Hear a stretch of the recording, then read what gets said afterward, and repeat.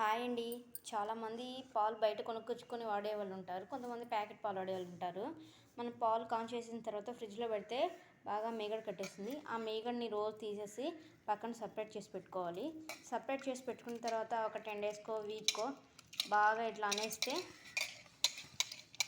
చేత్తోనే మిక్సీకి కొంతమంది వేసేవాళ్ళు ఉంటారు. అవసరం లేదు, కూల్ నీళ్ళు పోసేసి ఆ మీగడంతా తీసేసినదంతా ఫస్ట్ దోరలోకి వేసేసి వాటర్ వేసేసాను. వాటర్ వేసిన తర్వాత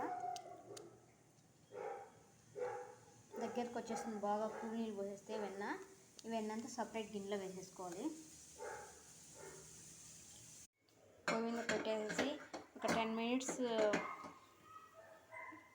లో ఫ్లేమ్లో పెట్టేసేసి బాగా కలవటంగా ఇలా బుడగలు వస్తుంది.